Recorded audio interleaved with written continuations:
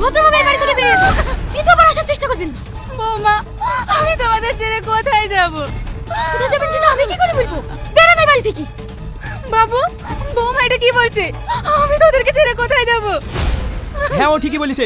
তুমি যদি এই বাড়ি থেকে না যাও তাহলে আমরা শান্তিতে থাকতে পারবো না। তুই কি বলছিস বাবু? আমি আমার স্বামীর পিঠে ছেড়ে কোথাও যাব না। আমি বললে এখানেই মরবো। যেতে তোমাকে হবেই। চলো বলছি, চলো চলো। এই তুই মানুষ না জানোয়ার। কাট কাট, কি হচ্ছে এটা? Security security. হ্যাঁ বলুন স্যার। এই অভদ্র চাষ এখানে ঢুকলো কি করে? এক্ষুনি থানায় ফোন করো। আমার হিরোর গায়ে হাত দেয়া না, ওকে জেলের ঘানি টানে ছাড়বো। আমরা তো শুটিং করতে এসেছি গ্রামে।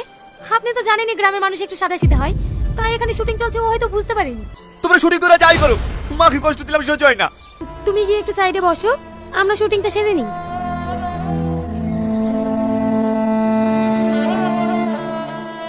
Lights, camera, action.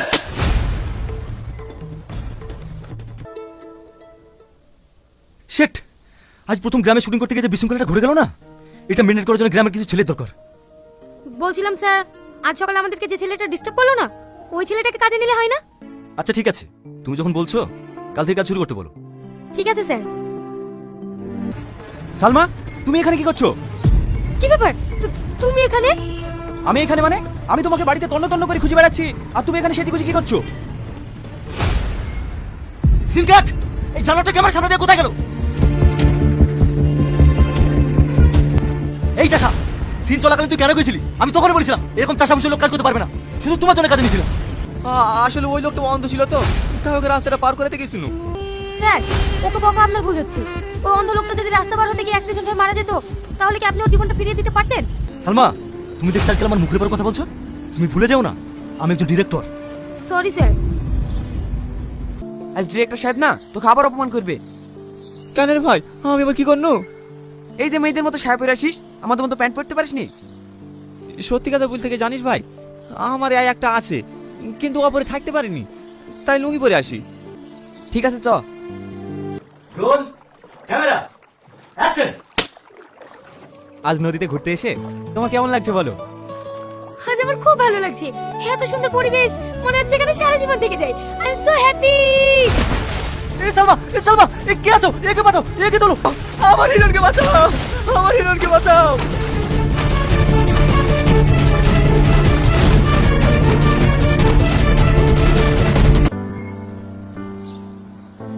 তুমি আমার পায়ে হাত দিচ্ছ কেন? পায়ে গরম তেল মালিশ করে দিছি, জানে তোমার ঠান্ডা কম লাগে। আমাদের সব লোকজন কোথায়? ওরা সবাই খাওয়া দাওয়া করতে গিয়েছে মধু।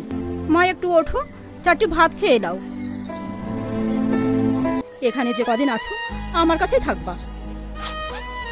আর বেশি দিন থাকবো না আন্টি। 2-3 দিনের মধ্যে আমাদের শুটিং শেষ করে কলকাতা চলে যাব। তুমি দুদিন বাদে চলে যাবা? হ্যাঁ। ওয়াও, কত সুন্দর পরিবেশ, চারিদিকে শুধু সবুজ আর সবুজ। তুমি খুশি হয়েছো? তোমাকে কালকে এর থেকে ভালো জায়গায় নিয়ে যাবো। কালকে আমি থাকবো নাকি? কাল সকালে আমরা কলকাতা চলে যাব। তুমি কালকে চলে যাবা? হ্যাঁ হ্যাঁ স্যার বলেন। তাড়াতাড়ি চলে এসো, লাস্ট তোমার। হ্যাঁ আসছি। চলো, ডিরেক্টর ডাকছেন। গ্রামের শেষ সিন রেডি হয়ে গেছে। Camera, action. আমার ভুল হয়ে গেছে, তুমি আমাকে ক্ষমা করে দাও। আজ কেন তুই ক্ষমা চাইছিস? তুই আমার মাকে বের করে দিয়েছিস, তুই আমার ভাইদের সঙ্গে সম্পর্ক নষ্ট করেছিস। তোর এই বাড়িতে কোনো জায়গা নেই, বেরিয়ে যা বাড়ি থেকে। এক্সিলেন্ট। সালমা, এবার তুমি ভাবো তোমার স্বামী তোমাকে কতটা ভালোবেসে। মুখে এক্সপ্রেশন দাও। Sad sad. আমাকে ক্ষমা করে দাও। আমি বুঝতে পারিনি যে গ্রামের মানুষ এতটা ভালো। তোমার কাছে থাকতে থাকতে আমি তোমার ব্যবহারে আসলে কবে কবে তোমাকে ভালোবেসে ফেলেছি।